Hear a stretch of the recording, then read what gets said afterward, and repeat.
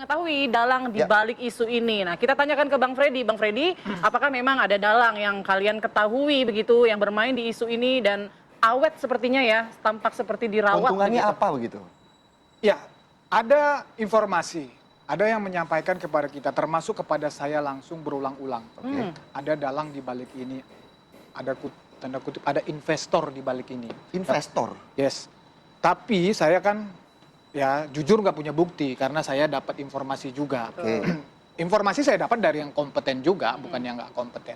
Nah, cuman kalau saya menyampaikan di publik ini, nanti saya sama seperti Resmond sama si Roy Suryo, memfitnah sana-sini, saya tidak mau seperti itu. Tapi saya menduga juga wajar karena ini panjang, mainnya ini panjang. Jadi masih panjang ini? Ini sangat skenarionya? panjang. Targetnya udah saya bilang tadi memang ya mendelegitimasi, menghancurkan Pak Jokowi karena kan Pak Jokowi ini kan ya hari ini di politik masih eksis. Oke. Penerusnya masih ada, masih panjang lagi. Jangan-jangan juga ya masih panjang lah pokoknya. Nah, orang-orang yang saya katakan tadi tidak suka ini. Kalau bisa ini semua selesai saat ini juga ya. Mereka kelompok-kelompoknya bisa masuk di dalam kepentingan ini. Oke. Jadi jelas lah arahnya ke situ. Jadi bukan hanya soal hukum, tapi ada politik ya juga di balik ini ya? Justru politik Murni? enggak, politik kepentingan bisnis di sini semua ini. Bisnis. Yes. Apa? Keuntungannya apa? Udah nggak usah dikorek-korek, pokoknya sampai situ aja. Nggak usah dikorek-korek. Sedih bentar. Pasti Bang Ahmad juga penasaran kan Bang? Bener nggak tuh? Ada kepentingan bisnis. Saya nggak penasaran karena begini, justru kita itu karena perkara ini sudah masuk ya pro justisia di Polda Metro Jaya, pelapor saudara Joko Widodo menyatakan dirinya merasa direndahkan serendah-rendahnya, dihinakan sehina-hinanya.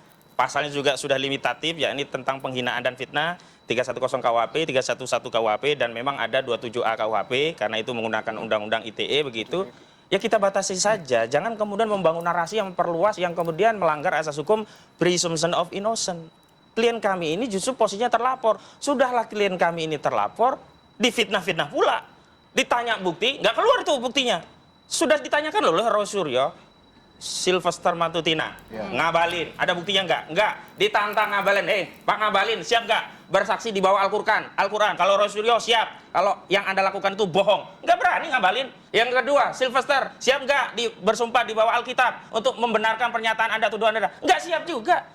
Makanya hari ini hemat saya ajarilah publik ini bicara sistematis pada batasan-batasan yang sudah ditentukan oleh koridor undang-undang sehingga tidak membangun narasi yang memperluas pertarungan dan membelah anak bangsa. Selanjutnya yang kedua, katanya nggak ada ujungnya. Kalau saya orang hukum ada ujungnya nanti putusan pengadilan walaupun nanti sampai Berapa tahun kasasi lagi, Bang? itu ada putusan. Berapa tahun lagi Nah kira-kira? itu hal yang lain, ini proses yang harus kita hargai. Kemudian tadi saya menghargai subjektivitas penyidik bahwa yang punya kewenangan untuk memutuskan apakah lanjut atau tidak itu adalah subjektivitas penyidik. Tapi ada proses yang objektif. Di mana proses objektif itu kami bisa dilibatkan. Kalau penghentiannya itu di penyidikan SP3, kami juga enak. Kenapa? Kami bisa menguji penghentian penyidikan itu melalui media pra-peradilan. Penghentian penyelidikan nggak bisa. Makanya kami bingung. Kami cari-cari data. Oh ternyata ketemu. Aturan internal polisi Perkapolri nomor 6 tahun 2019 pasal 3133 mengatur tentang gelar perkara khusus. Nah itu yang kami minta agar kami dilibatkan dan di sanalah proses yang objektif tadi dilibatkan semua pihak ahli semua dilihatkan, kemudian dokumen yang diperiksa diperlihatkan, metodologinya juga dijelaskan, kesimpulan akhirnya itu seperti apa, ada dokumentasinya. Kalau kita bicara tentang apa yang disampaikan oleh Pak Kapolri ya scientific crime investigation itu diantaranya ada dokumentasi tahapan-tahapan tadi sehingga publik menjadi yakin percaya bahwa prosesnya sudah sesuai prosedur. Mengenai hasil tentu ya ada perbedaan kepentingan. Kalau kami jadi pelapor pengennya pelaporan kami lanjut, kalau kami jadi terlapor pengennya terlapor kami itu dihentikan. Itu hal yang biasa, tapi kami tidak sedang mempersoalkan hasilnya tapi prosesnya. Makanya berulang kali kami sampaikan kepada publik, kalau dalam prosesnya saja kami tidak dilibatkan, tidak diberi peran agar kami mendapatkan keadilan, bagaimana mungkin kami mendapatkan keadilan dari hasilnya? Baik, Bang Ahmad. Tapi kan kalau kita berbicara proses begitu ya, Ya. ini kok kesannya cepat salah, lambat salah. Oh, yang dipersoalkan itu bukan cepat atau lambatnya, prosesnya dilalui atau tidak, dilibatkan atau tidak, proses, prosedur, dan substansi itu sejalan tidak. Kalau kita bicara hukum acara sesuai KUHP atau tidak. Makanya kemarin coba, kalau kita ngikuti KUHP, nggak ada itu undangan klarifikasi dari Polda Metro Jaya. Tapi kami karena Ya sudahlah, kita ikuti sebagai bagian anak bangsa, ingin segera ini terkuak, siapa tahu manakala saat diperiksa, saudara, Anda katanya mengatakan ijazah palsu. Ini loh ijazahnya Pak Jokowi, tolong klarifikasi. Oke. Saya pikir Oke. begitu. Nggak ada juga itu barang. Sebelum ke Mas Eri mungkin Mas Freddy dulu ya menanggapi seperti apa. Ya, saya percaya nanti dalam proses di Polda Metro Jaya teman-teman dari TPU akan diundang. Oke. Ya, dalam dalam gelar perkara, ya mau khusus mau yang biasa, saya percaya itu akan digelar sebelum ini katakanlah naik ke penentuan tersangka maupun sebelum nanti katakan P21 lengkap. Saya percaya itu, dan silahkan semua mempunyai batas kewenangan masing-masing.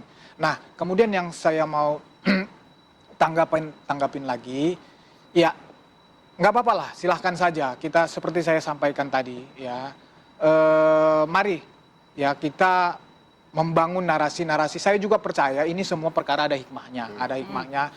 Bagi saya pribadi juga ada hikmahnya. Tadi kita ngomong bercanda, tetapi sebetulnya itu mempersiapkan diri kita, mempersiapkan calon pemimpin-pemimpin bangsa lainnya agar tertib administrasi pribadi, Betul. termasuk ke Dari sekarang dicari tuh skripsi sama ijazahnya termasuk ya, ke kampus-kampus sebelum nyalon juga, gitu ya. termasuk ke kampus-kampus juga, agar nanti dalam memverifikasi calon-calon itu ya, jadi sudah semua by system, memang sudah terdaftar, sudah clear lah. Jadi kita maknai positif saja ini, kita maknai positif. Mari kita ikuti mekanisme hukum ini. Mari, tapi ya itu tadi, kalau bicara membangun narasi-narasi, ya sebetulnya siapa yang membangun narasi yang betul, siapa? Jadi oke, kita silakan, ayo kita bangun narasi-narasi positif ya, jangan narasi-narasi. Saya tidak ada memfitnah, saya tidak ada membangun narasi. Saya ditanya, saya jawab, tapi saya jujur saya bilang, saya tidak punya bukti untuk itu. Tetapi ada informasi keterangan yang menyampaikan saya seperti itu. Tetapi saya sekali lagi tidak pernah menuduh siapapun. Tidak seperti Roy Hames Rismon langsung. Baik. Itu palsu kata dia. Oke. Jadi itu yang saya tidak mau. Itu menurut saya juga pernah kritik profesor ya. Saya bilang, kamu itu fitnah ya. Saya bilang seperti itu. Sebagai profesor seharusnya tidak mengatakan itu. Gitu loh. Jadi mari kita bangun narasi, mari kita publik kita ajari cara berpikir, cara bernarasi yang benar.